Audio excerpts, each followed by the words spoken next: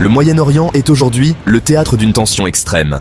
Une nouvelle escalade entre Israël et l'Iran menace de dégénérer en un conflit régional majeur. En parallèle, Israël fait face à une vague de critiques internationales concernant sa politique envers les Palestiniens, notamment dans la bande de Gaza, où les civils subissent un blocus étouffant et des frappes meurtrières.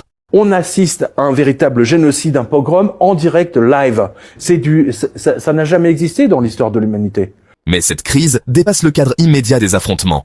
Certains analystes évoquent une ambition géopolitique plus vaste, celle du Grand Israël. Une vision expansionniste qui viserait à étendre les frontières israéliennes bien au-delà de celles reconnues internationalement, remettant en question les fondements mêmes de toute paix régionale.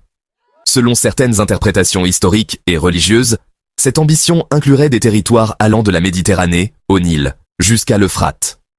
Ce projet trouve ses racines dans certaines lectures idéologiques et bibliques défendues par une partie de la société israélienne et de sa classe politique.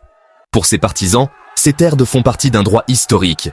Mais si cette ambition venait à se concrétiser, elle compromettrait gravement toute perspective de paix avec les Palestiniens, tout en fragilisant durablement la stabilité régionale. I believe eventually our borders will extend from Lebanon to the Great Desert. I believe we're going to take Mecca, Medina and Mount Sinai. Depuis plus de 10 ans, Gaza vit sous un blocus israélien d'une extrême sévérité. L'eau, l'électricité, la nourriture, les soins médicaux, tout y est rationné. La population souffre et cette crise humanitaire est régulièrement aggravée par des bombardements. Israël justifie ces opérations comme des réponses aux tirs de roquettes du Hamas. Pourtant, ces représailles tuent des milliers de civils, souvent des enfants. Les destructions d'infrastructures civiles sont telles que de nombreuses ONG et institutions internationales, dont l'ONU, dénoncent des violations flagrantes du droit international humanitaire. Face à ces violences répétées, l'image d'Israël se détériore. De plus en plus de voix, parmi les États, les organisations et les citoyens du monde entier, dénoncent un usage disproportionné de la force et une politique assimilée à de l'apartheid. Dans le système de fonctionnement de l'État et de la société, ce qui compte, c'est qui est juif et qui ne l'est pas. Ça n'est pas qui est citoyen et qui ne l'est pas. Ce qui compte en Israël, c'est pas être israélien, c'est être juif. La pression diplomatique monte, les appels à la fin des hostilités, à la levée du blocus de Gaza et à la reprise des négociations pour une solution à 2 États se multiplient. Dans ce contexte déjà explosif, Israël intensifie aussi sa confrontation avec l'Iran, qu'il considère comme son ennemi principal. Le gouvernement israélien voit dans le programme nucléaire iranien une menace existentielle. Ces dernières semaines, des frappes aériennes israéliennes ont visé des sites clés du programme nucléaire iranien, notamment à Natanz et Isfahan, ainsi que des responsables de haut rang. L'Iran a répliqué par des frappes de drones sur le territoire israélien, provoquant une mobilisation générale de l'armée israélienne. Le risque d'un embrasement général devient de plus en plus réel, avec des conséquences qui pourraient dépasser largement les frontières de la région. Ce face-à-face entre Israël et l'Iran ne se limite donc pas à des échanges de frappes.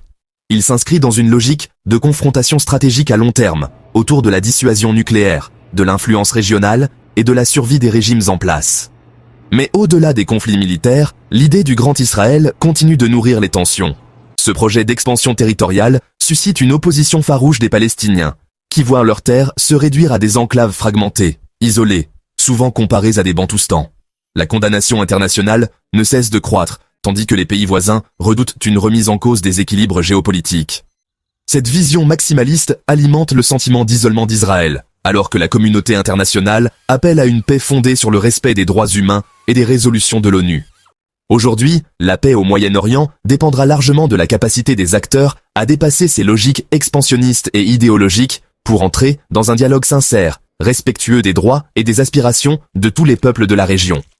Sans cela, le cycle infernal de violence, de représailles et de souffrances civiles semble condamné à se répéter, encore et encore, au détriment de millions de vies.